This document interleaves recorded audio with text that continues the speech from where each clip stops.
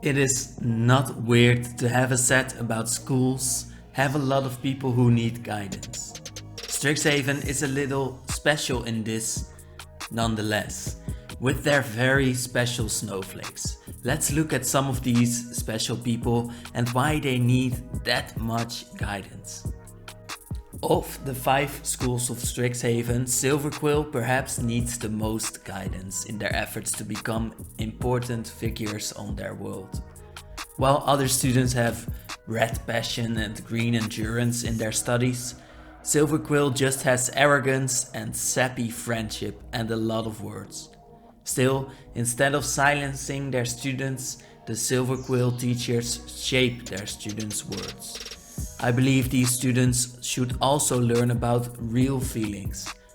And although I will roast the Silverquill a little now, I will grant them redemption later on. When we look at Silverquill campus, it seems to look desolate for a campus full of creative writers and speakers. Even the statue of the quill is small and without extravagance. Silverquill mages seem to write roasts for one another, or empty compliments.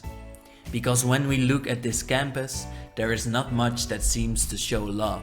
The flavor text tells us what the Silverquill do focus on. Mage students drawn to the power of language choose Silverquill, the College of Eloquence. Titus Lunter, Master of Lands, made this art perfectly, showing us a campus of people who use words for power but seem to have nothing in their hearts to give those words true meaning. Here is a showing of one of the Killian wannabes where we learn what the Silverquill stand for. They do not mean their words, but their words are supposed to be mean. The Silverquill mascot is a blot of 2/1 flying ink, and their signature lesson lets you make one for 3 mana, which is pretty good for a lesson. The flavor has the father of Ambrose telling us to think of an insult so vicious, so vulgar that you hesitate to speak it aloud. The strongest, most aggressive inklings are born from such scorn. The Silverquill are not inherently evil, they are just weak. So it is logical for them to often resort to foul words to do their fighting for them. They have nothing to believe in. They just want their words to hurt others.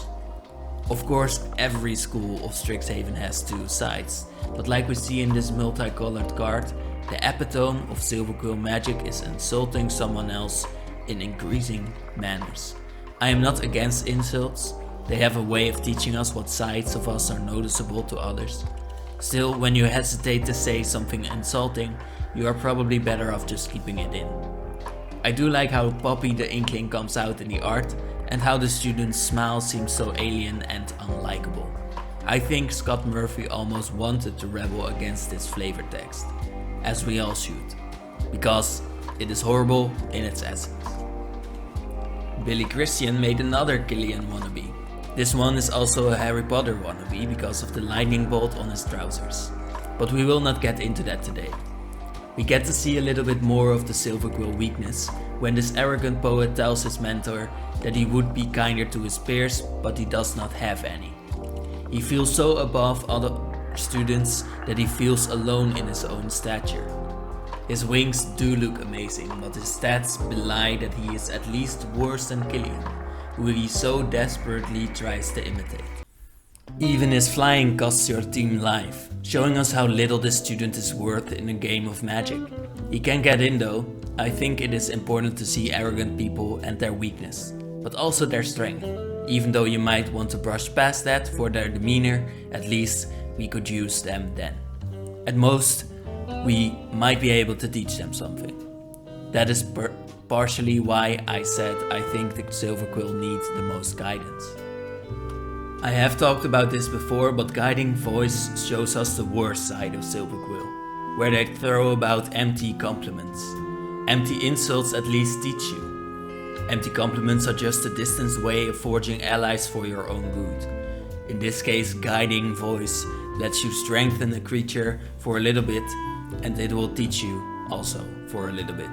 The flavor says that these people's compliments strengthen each other, but Steve Argyle made these smiles seem unreal. They are way too bright for two people looking at each other's compliments. Imagine for a second, because I realize I have been negative in this first part, that you get a compliment from someone. What do you feel and how do you look? Imagine then that you want others to feel like their compliment touched you. Isn't this art on Guiding Voice exactly your reaction when you fake happiness? We should really guide these students and teach them about real love. Like I said, redemption will come for this school. Some other types of guidance include when we are so passionate that we need to tone down. Still, some students take their work really slowly and should be encouraged to take larger leaps. I think it is cute that the Prismari and Quandrix share this blue color. For students, this color stands for calculating and taking steps back. For the Prismari, this blue color stands for the shaping of their big bursts of creativity into art. For a frog wizard, it stands for trickery and hindering others' plans. This frog sees students seeking herbs in his river in a place called Doradur, which we really have not seen before. I often notice characters that are only noted in flavor text, but whole places are new to me. Apparently these frogs live there to spray water on students. The art shows us one of these blue-eyed frogs with a robe on, showing us that these frogs who live in groups are intelligent. Why do we not get to see more of these frog cities? Sultan Boros did a great job of making this one frog stoic in his trickery, and now it interests me too much to just let this green friend slide. I guess we have to for now. The Quandrix mages are careful, but they study nature. You might say nature is not the opposite of careful, but I beg to differ with this exact card, where a 6-mana sorcery lets you make a fractal with the size of the amount of lands you control, which is probably at least 5 or 6. While the Quandrix mages are careful, their subjects is really not, but only because they take things slow. Can they unravel these massive mysteries? While other mages think of the Quandrix as boring, they have seen these massive ley lines and now they are power. Liga Schmilskane has seen this magnificent ley line too. The green flower-like pattern sprouting from the ground up into the sky and showing us how much power actually is around us if we dare to look. This is also where we can lay the bridge to Prismari again. We see massive inspiration here. Instead of looking up, this student looks down at their hands full of lava.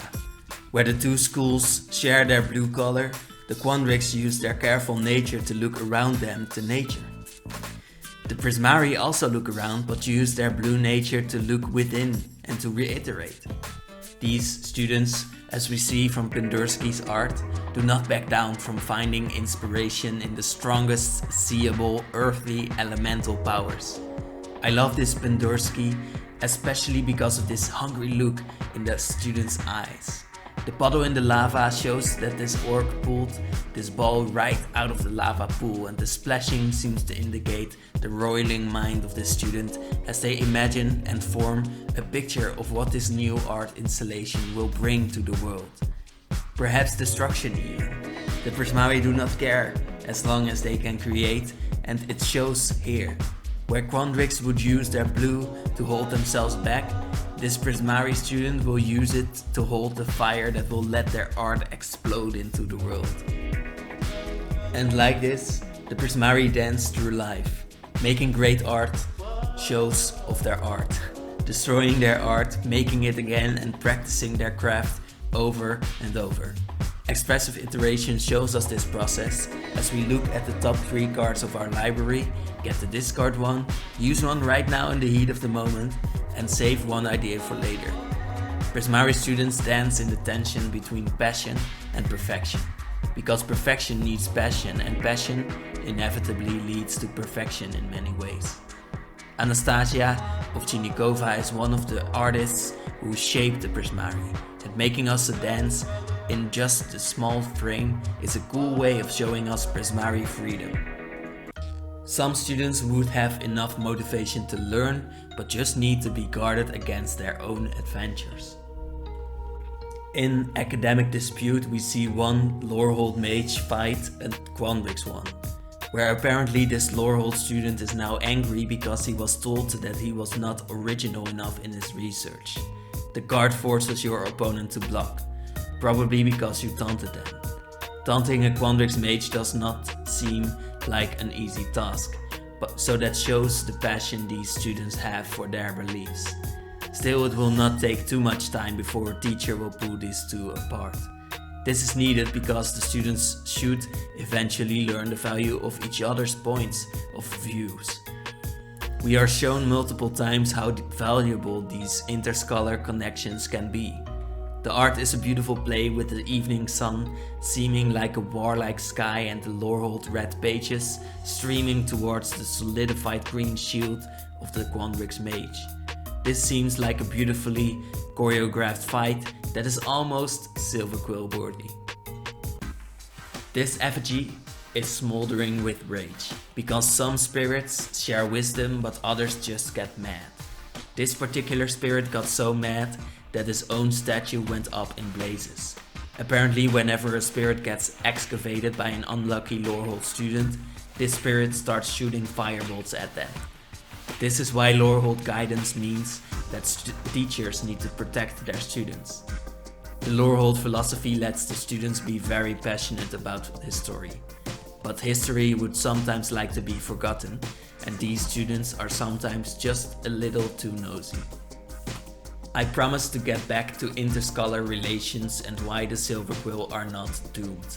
Well, they could learn from other schools too. First of all, Black's will to learn also shows in Graham's session here, where a student does anything to learn for longer amounts of time. Even eating Guillaume's signature cake, which apparently helps you focus, but is also way too green. Martha Neal mostly worked with Rismari for this set, but here we see her making a student their best and a stack of books. A crazed vision looking at the freshly written sentence on the parchment. Files still smoking from how fast the student worked on them. Papers flying around the room, cupcakes and cookies tumbling around. All around madness, in other words.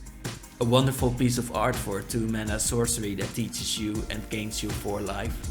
I think this is lesson 1 for Silverquill mages. Sometimes composure is less important because you will learn faster for the future. Sometimes you can let go of your eloquence. Then we see how Killian, the lead singer of Silverquill, gets saved by this real experience. These real feelings. Dina of Witherbloom is a student that has gone through a lot of hardships. Even though right now she is rather crazy, she still finds places in her heart for compassion. This instant saves a creature, lets it kill something, and then gains the team the 2 life that we lost from arrogant poet earlier. Dina raised her own cup to Killian's lips, and for the first time in his life, he knew compassion. This small act of kindness after saving his literal life in the forest will make a massive difference in Killian's life. It could do the same for all other Silverquill students when they pair up with their green instead of white counterparts from Witherbloom. I think this is a beautiful lesson of guidance from this strange duo. Sometimes composure is less important than your life, Killian. Back to the card from my first deep dive, Ephemerate. What a blast to pull this card now. The previous one we got was from Modern Horizons and I said that it would be cool to pull this version. Well, it's here now. Ephemerate is such a special card now. We talked about how Ephemerate was different from blue flicker spells. Because in white, the effect means to trust in the divine, to trust that when you were taken away by some force, this meant that you were on the right path. This version shows that this perfectly as a knight is being taken to be a holy warrior of his faith. It is even more perfect to show me that slow unpacking is on the right path as well. Other than that, in Strixhaven this spell shows us that nothing is forever. But with faith, you can find your personal calling, and this is a perfect example for our students from Lorehold. Another example of a massive card for this channel is Relic Sloth. Not only does it link to our mascot, the sloth in the profile banner, It is also with art from Ilse who we just did our first artist spotlight on. To learn more about the art, I would advise you to watch that video, but otherwise this card fits perfectly in this pack too. Ephemerate is an example of how white colored cards often use fate to protect them from fear. The Lorehold students use this massive sloth for that. You have to imagine that these beasts outlive the times that students are learning in Lorehold. So these creatures are actual guides and mentors to the students, and they also protect them on their adventures, which is all the Lorehold students need for their own growth. These sloths ensure that safety is there for the delicate artifacts from Lorehold and for the students themselves. With these two channel classics, let's look at a real historian. One that is unreachable in his talent of returning spirits. You have probably seen how most Lorehold's mages can turn spirits into their statued versions. Hofri's card makes your spirits stronger and faster. This is because he makes the statues himself. While other students have to find the statues of past warriors, Hofri has a knack for art too, especially after his years in the Prismari school. See how these schools could really work together? Hofri also shows that with his sculpting skills, he can immediately revive fallen warrior allies into new statues that he has just made. This 5 mana 4/5 has a massive upside, which makes this an absolute beast on the battlefield. The art from Darkon shows us Hofri casting a spirit and already swirling stones around himself.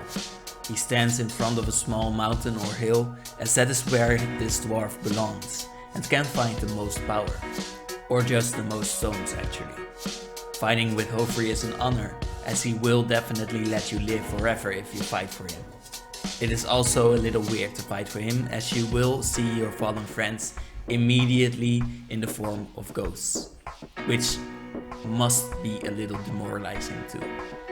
This professor might guide his students towards embracing more of the Prismari ways, and perhaps he might unite the schools sometime in the future. I think it could be cool to see more school crossovers, but more than that, I would like to see more of the Frog City. That is what I am most excited about for next Strixhaven Arcavio sets. Let's hope we will get to see more of this world.